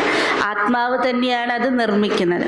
അപ്പോൾ ബായിജി പറയാണ്, നാം എത്രമാത്രം ശുദ്ധവും പവിത്രവുമായിരിക്കുന്ന, ലൈറ്റായിരിക്കുന്ന, ഭാരരഹിതമായിരിക്കുന്ന സങ്കല്പങ്ങൾ ചെയ്യുന്നു, അത്രമാത്രം നമ്മളുടെ ഓറ അതോ പ്രഭാവലയം എന്താകും, അത്രയും പ്രകാശ കൂടിയതും അതുപോലെ തന്നെ ലൈറ്റായിരിക്കുന്ന ശരീരം ഉണ്ടാകും. അതേസമയത്ത് ഞാൻ എൻ്റെ മനസ്സിൽ നെഗറ്റീവ് ആയിരിക്കുന്ന തോട്ട്സാണ് ക്രിയേറ്റ് ചെയ്യുന്നത്, വേണ്ടാത്ത ചിന്താഗതികളാണ് എന്നിലുള്ളത്, ചീത്ത ചിന്തകളാണ് എന്നിലുള്ളതെങ്കിൽ എൻ്റെ പ്രഭാവലയം കൂടി എന്താകും, ആ പ്രകാശ സ്വരൂപത്തിൽ നിന്ന് മാറി കറുത്ത രൂപമായിട്ട് മാറും. അപ്പോൾ ഈ രണ്ടും നിർമ്മിക്കുന്നതാരാണ്? ഞാൻ ആത്മാവ് തന്നെയാണ്. जब भी कर्म करते हो, कर्म करो, कर्म पूरा हो जाए, बाबा को समर्पित करके अपने लाइट के शरीर में चले जाओ। लाइट हूँ, मैं एक आत्मा हूँ, आत्मानी स्थिति है उसमें, मैं आत्मा हूँ, मेरे चारों ओर एक बहुत सुंदर लाइट का आभा मंडल है, मैं आत्मा इस शरीर को धारण करके कर्म किया, न्यारे होकर के उसमें चले गए। शुद्ध संकल्प है, पवित्र संकल्प है और बहुत सीमित संकल्प है, विस्तार नहीं है। अच्छे संकल्पों का विस्तार भी नहीं है, जितना सोचना है उतना ही सोचना है। बहुत ज़्यादा सोच सोच के दिमाग को भारी नहीं करना, ये हुआ ऐसा हुआ। अच्छे विचार भी कई लोग बहुत ज़्यादा करते हैं, तो ध्यान देना विचारों की क्वालिटी अच्छी हो और सीमित विचार हो, अच्छे विचार हो, और अच्छा बन जाएगा, फरिश्ता ड्रेस तैयार हो जाएगी। और उस फरिश्ते ड्रेस से बाबा चाहता है बच्चे मेरे सेवा करें। इतनी अच्छी भावनाएं हर आत्मा के प्रति हो, सबका भला हो, सब सुख पाएं। उस भावना के आधार से वो संकल्प फरिश्ते की ड्रेस को लेकर के जाएंगे और जहाँ जिसको आवश्यकता है उसको अनुभव करा देंगे कि कोई मुझे मदद करने के लिए आए थे, कोई ने मुझे प्रेरणा दी, कोई ने मुझे गाइड किया। एक स्थान पर रहते हुए पहले पुराने जमाने के संत, ऋषि, तपस्वी आत्माएं बैठी यहाँ हैं, जहाँ पर उनके भक्त, जहाँ पर उनके कोई भी इष्ट याद करते थे वो वहाँ हाजिर हो जाते थे। कैसे? लाइट के शरीर से। उनको ये लगता था कि हमारे गुरुजी हमारे पास आए, हमने जिनको पुकारा वो हमें मदद करने के लिए पहुँच गए। वो फरिश्ता स्थिति है। और बाबा चाहता है वर्तमान समय मेरे बच्चे अधिक समय इस भान में न रहें, इससे अलग होकर के रहें। आधार लो, शरीर को ज़रूरत है यूज करो, और नहीं ज़रूरत है तो इससे अलग हो जाओ। अब ये अभ्यास चाहिए, प्रवेश करें, न्यारे हो जाएं। ये अभ्यास हमारी दादियों ने किया, बाबा ने किया, और इसी से संपन्न बने। हम एक तरफ कर्म कर रहे हैं, कर्तापन का भान नहीं है, मैं कर रहा हूँ, मैंने किया, कराने वाले ने करा लिया। दूसरी तरफ जितना समय अशरीरी स्थिति का अभ्यास है, आत्मिक स्थिति का अभ्यास है, और बाबा की याद की एक छतरी है, वो हमारे साथ है। अपना एक पवित्र आभा मंडल और एक बाबा की याद की छतरी आपकी सुरक्षा करेगी। कितनी भी नेगेटिविटी इस सृष्टि पर हो, आपके ऊपर उसका आक्रमण नहीं हो सकता। लेकिन अगर आपने अपने विचार अशुद्ध कर लिए तो इस वायुमंडल की आत्माएं कहीं न कहीं वार कर देंगी। ध्यान देना, ये बाबा हमको प्रैक्टिस कराते हैं। इस अंतिम समय में जितना समय हो गए लाइट के शरीर में रहने का अभ्यास करो। छोड़ो, प्रवेश करो, फिर अलग हो जाओ, फिर ले लो। इसका अभ्यास, आने जाने का अभ्यास जिसको बाबा कहता है। അതായത് ബാബ നമ്മൾ കുട്ടികൾക്ക് ഈ ഒരു പ്രകാശ ശരീരത്തിൽ പ്രവേശിക്കൂ, ആ ഒരു ഫരിസ്ത ഡ്രസ്സ് ധരിക്കൂ എന്ന് പറയാനുള്ള കാരണം ഇത് സേവ ചെയ്യിപ്പിക്കാൻ വേണ്ടിയിട്ടാണ്. അപ്പോൾ നമ്മൾ ഈ ശരീരത്തിലിരിക്കുമ്പോൾ ഞാൻ ആത്മാവ് ഈ ശരീരത്തെ ധാരണ ചെയ്ത് ഞാൻ കർമ്മം ചെയ്യുകയാണ്, ചെയ്തു കഴിഞ്ഞ് ഇപ്പം ഞാൻ അതിൽ നിന്നും ഡിറ്റാച്ച് ആവുകയാണ്. അപ്പോൾ ആവശ്യം വരുമ്പോൾ ശരീരം ധരിക്കുക, കർമ്മം ചെയ്യുക, അതിനുശേഷം നമ്മൾ ശരീരത്തിൽ നിന്ന് വേറിട്ട് അശരീര സ്ഥിതിയുടെ അഭ്യാസം ചെയ്യാം. അപ്പോൾ ബാബ അധികവും നമ്മളോട് ആഗ്രഹിക്കുന്നത് എന്താണ്, നമ്മൾ കുട്ടികളോട് പറയുന്നത് എന്താണ്, അധികവും ഈ ശരീരത്തിൻ്റെ സംബന്ധത്തിൽ അതോ ബന്ധനത്തിൽ വരാതെ നമ്മൾ കഴിയുന്നത് എന്ത് ചെയ്യണം, നമ്മുടെ നമ്മുടെ ഫരിസ്താ സ്വരൂപത്തിൻ്റെ ഡ്രസ്സ് അണിഞ്ഞ് നമ്മൾ ആ സ്ഥിതിയിലേക്ക് മാറാനുള്ള അഭ്യാസികളായിട്ട് മാറണം. അപ്പം അതുകൊണ്ട് ബായിജി പറയാണ്, നേരത്തെ പറഞ്ഞതുപോലെ ആത്മാവ് ഇവിടെ നിൽക്കുമ്പോൾ ഏതെങ്കിലും ശരീരം ഉണ്ടായിരിക്കണം, സൂക്ഷ്മം അല്ലെങ്കിലും സ്ഥൂലം. അപ്പം ഇവിടെ ബാബ അതിന് പ്രാക്ടിക്കൽ നമ്മളെ കൊണ്ട് ചെയ്യിപ്പിക്കുകയാണ്. നമ്മൾ കർമ്മം ചെയ്യുമ്പോൾ ഈ ശരീരത്തിൽ വരെ കർമ്മം ചെയ്ത് കഴിഞ്ഞാൽ ഡിറ്റാച്ചായി മാറുക എന്നുള്ളത്.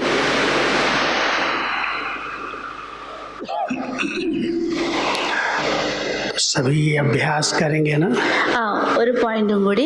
അപ്പോൾ നമ്മൾ എത്രമാത്രം ശുദ്ധമായിരിക്കുന്ന കർത്താപ്പൻ്റെ സങ്കല്പത്തിൽ നിന്നും ഞാൻ ചെയ്യുന്നു എന്നതിൽ നിന്നും ഡിറ്റാച്ചായി ബാബ ചെയ്യിപ്പിക്കുന്നു എന്നുള്ള സങ്കല്പത്തിലേക്ക് നമ്മൾ വരുന്നു. നമ്മുടെ സങ്കല്പങ്ങൾ ശുദ്ധമാക്കുമ്പോൾ നമ്മളുടെ പ്രഭാവലയം എന്തായി മാറും?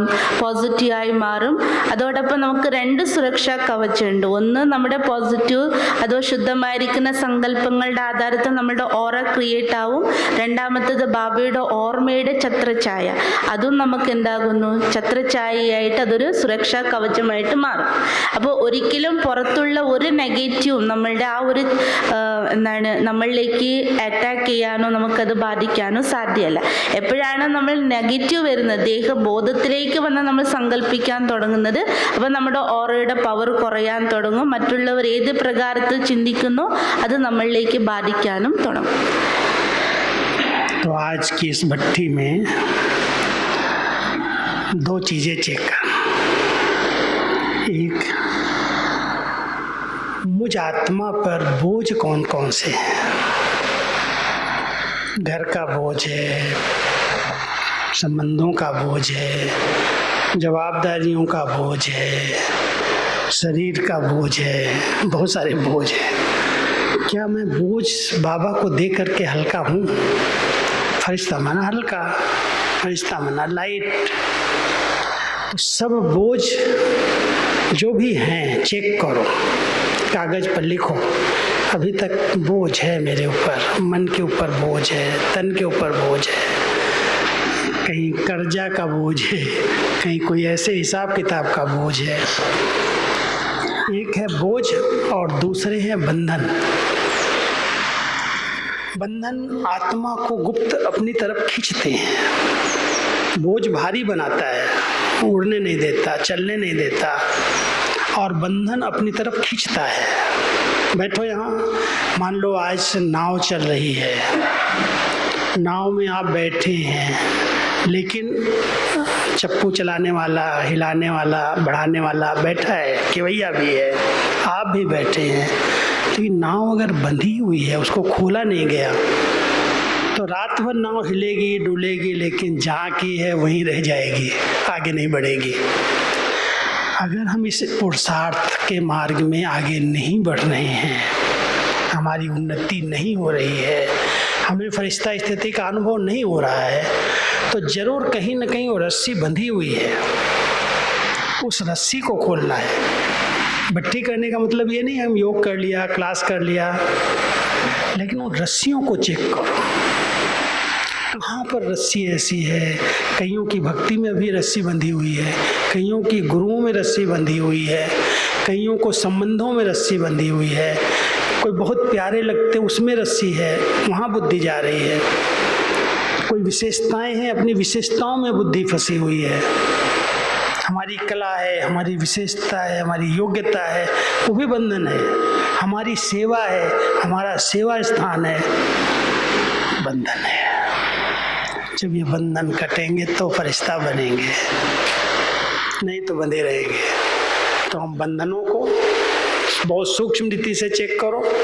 और बंधन चेक करने का तरीका यही है, योग में बैठो, जहाँ बंधन होगा पहले वो खींचेगी, योग लगेगा ही नहीं.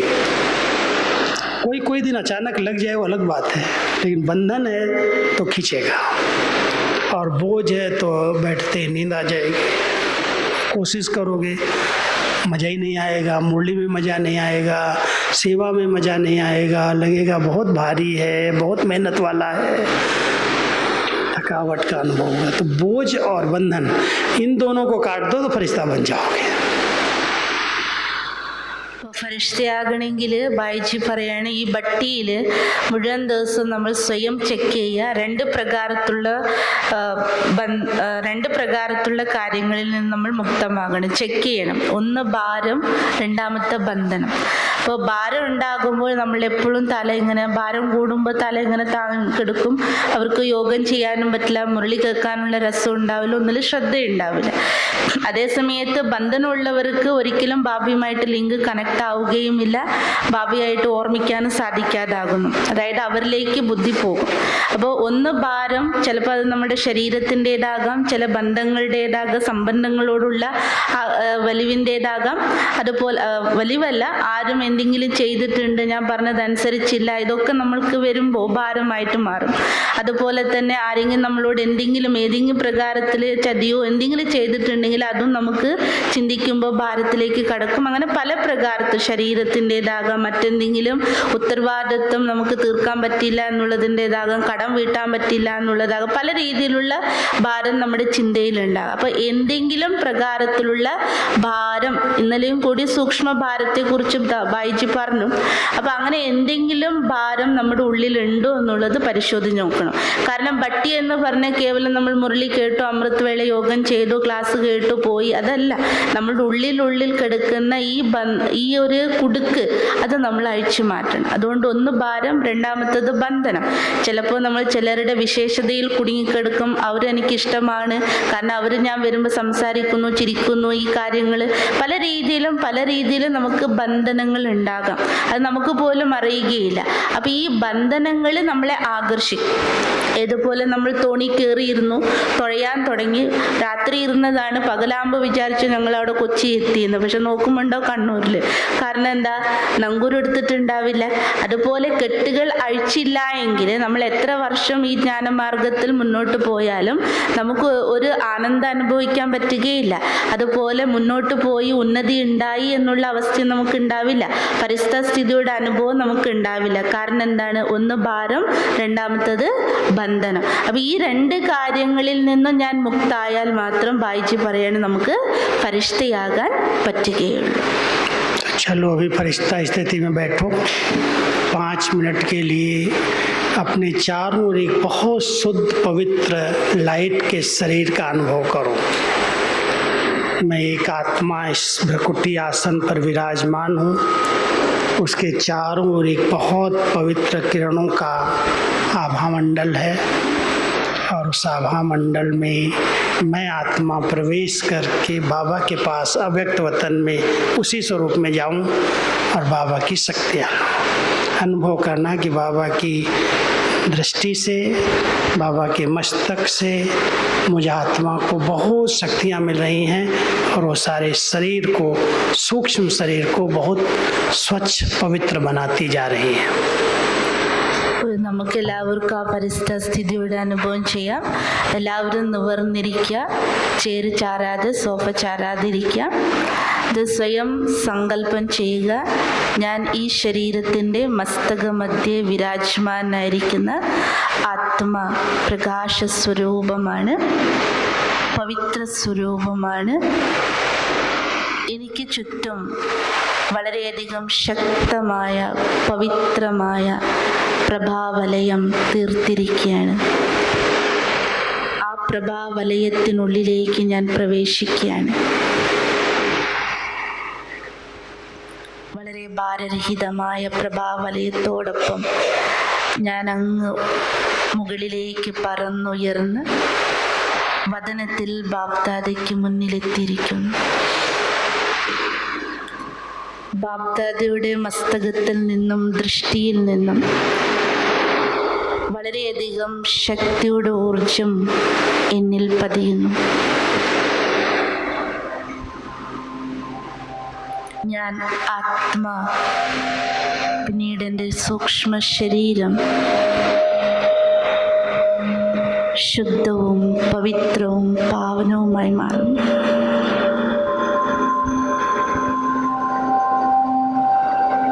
അത്യധികം പ്രകാശസ്വരൂപമായി മാറും.